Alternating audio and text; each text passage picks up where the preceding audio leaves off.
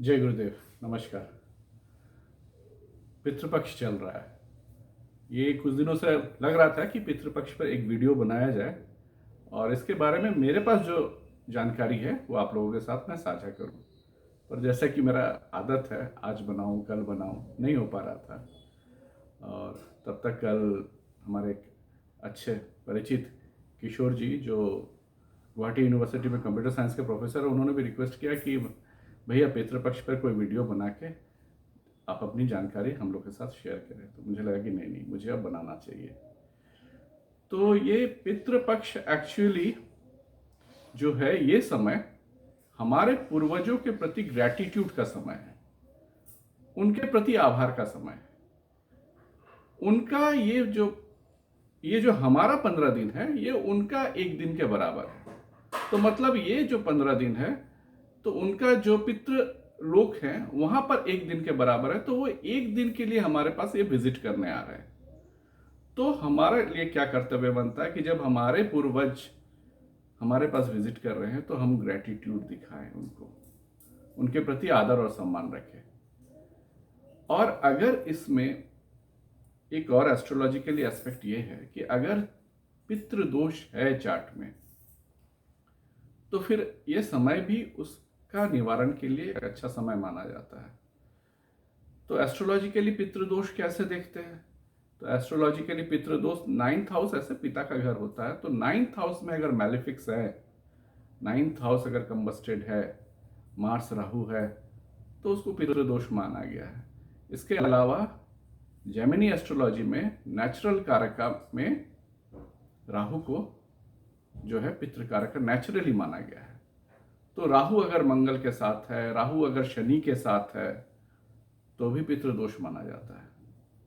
मेरा अपना personal belief ये है कि अगर 12th हाउस भी कंबस्टेड है किसी का, तो भी पितृदोष को कंसिडर किया जा सकता है, क्योंकि फादर से वो 4th हाउस है।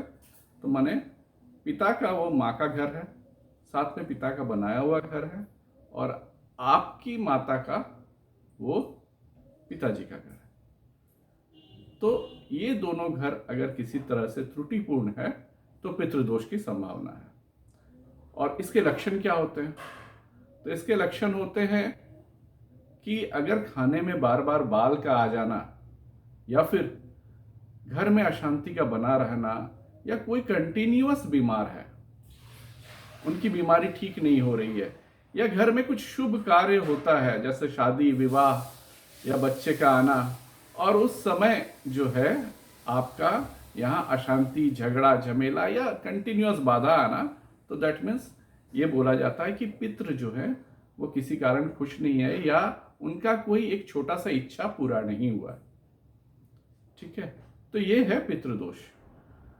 तो इसका निवारण के लिए क्या है? तो ये जो पितृपक्ष आया है, तो इस समय अगर हम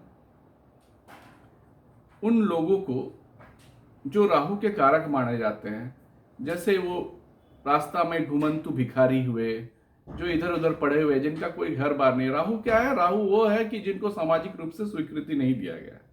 तो उन लोगों को अगर आप भोजन कराएं, उन लोगों को तृप्त कराएं, तो राहु देव प्रसन्न होते हैं। तो पितृपक्ष में इन लोगों को खाना पीना जितना आपको सामर्थ्य है करवा दीजिए। दूसरी बात है कि अगर संभव है, आपके अगल बगल जगह है, तो अभी भी बारिश हो रही है, तो आप पितृपक्ष के समय बरगद का पेड़, बैनियन ट्री लगाइए, या फिर पीपल का ही पेड़ लगाइए। तो बोला जाता है कि बैनियन ट्री का पूजन करना दूध जल के साथ पितृपक्ष के लिए, पितरों की सेवा के लिए बहुत अच्छा है। तो आप सीधा सीधी अगर बैनियन ट्री लगाते हैं तो प्रकृति भी खुश होती है, क्योंकि ये एक बहुत बड़ा पेड़ है। और ऐसे भी भगवत गीता में बोला गया कि पेड़ों में मैं बरगद हूं। तो ये पेड़ जब लगाया जाता है तो इसकी जो मैग्नेनिमिटी है, इतनी बड़ी पेड़ है, इतना जगह लोगों को छाया पहुंचाता है, इतना ऑक्सीजन देता है, तो पितर लोग खुश होते हैं। तो आप बैनियन ट्री लगाइए, या बैनियन ट्री में दूध और जल का ये दीजिए, तो पितरों के लिए अच्छा है। या फिर पीपल का पेड़ लगाइए। हाँ, और क्या, रोज उनके ग्रेटिट्यूड के लिए घर के बाहर एक दिया जला दीजिए। खासकर अमावस्या के दिन भी जलाना चाहिए। और ये खासकर ये पितृपक्ष में आप उनके लिए घर के बाहर एक दिया जला दीजिए और मन ही मन उनको प्रणाम करके बोलिए कि अगर आपका कोई छोटा सा इच्छा रह गया है तो हम है ना, हम पूरा करेंगे उसको। आप अपने लोक में विश्राम लीजिए या फिर आगे की ओर प्रस्थान करें। तीसरी चीज, इस समय जैसे आर्ट ऑफ लिविंग हुआ या भारत सेवाश्रम हुआ, ये लोग तर्पण करवाते हैं। अगर आपको खुद से तर्पण करना नहीं आता है तो आप इनमें से किसी भी संस्थान में, आर्ट ऑफ लिविंग के कई आश्रम हैं, वहाँ जाकर या ऑनलाइन या फिर कोई अच्छा जो वैदिक पुरोहित है उससे थोड़ा सा तिल और जल के साथ पूर्वजों को तर्पण कर दीजिए। ठीक है। मैं इसमें एक चीज क्लियर करना चाहता हूं, एक भ्रांति है। भ्रांति क्या है कि पितृ सिर्फ हमारे पिता के तरफ के जो लीनिएज है वो होता है। नहीं, ये बहुत बड़ा गलत कॉन्सेप्ट है। आपकी माँ के तरफ के जो भी पूर्वज हैं वो भी पितृ हैं, क्योंकि आपका जो डीएनए है उस डीएनए को अगर चेक किया जाए तो ना सिर्फ आपके पिता, उनके पिताजी, दादाजी के बारे में पता चलता है, आपकी माता के पिताजी कौन है आपका डीएनए से वो भी पता चलता है। तो उनके, आपके पिता के घर के तरफ या आपके माता के घर के तरफ, मातुल के तरफ जो भी अच्छे बुरे कर्म हैं आप उनके भागीदार हैं, उनके पुण्य के भी भागीदार हैं। उनके, आप किसी भी तरह से उनसे अगर जाने अनजाने में कुछ हो गया है तो भी आप भागीदार हैं। क्योंकि जब हमें अपने पिता के तरफ का या कहीं के तरफ का प्रॉपर्टी मिलती है तो हम तो ये नहीं बोलते कि हम नहीं लेंगे इसको, हम तो ऐसा नहीं बोलते।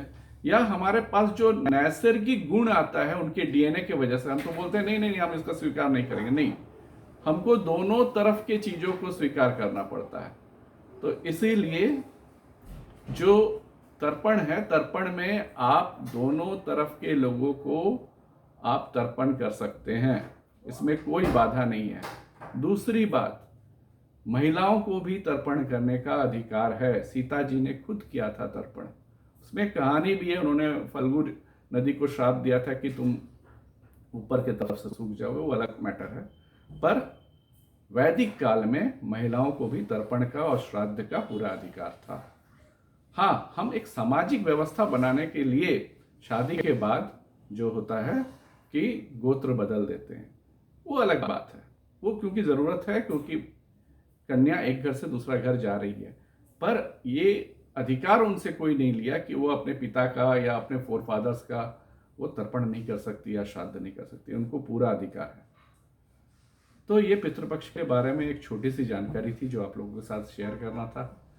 तो इस समय ग्रैटिट्यूड में रहिए उनके प्रति, कोशिश कीजिए कि घर में अशांति ना हो। एक दिया घर के बाहर जलाइए रोज उनके नाम पे ग्रैटिट्यूड के साथ। अगर हो सके तो बरगद या पीपल का पेड़ लगाइए। अभी भी वेदर ऐसा है कि पेड़ लगाने से लग जाएंगे। और साथ साथ तर्पण हो सकता है तो कीजिए, और गरीबों को जितना भोजन करवा सकते हैं कीजिए। उनका जो तृप्ति मिलेगी वो तृप्ति से ही तर्पण हो जाएगा। ठीक है। तो इस जानकारी के साथ आज का टॉपिक यहीं पर। नमस्कार।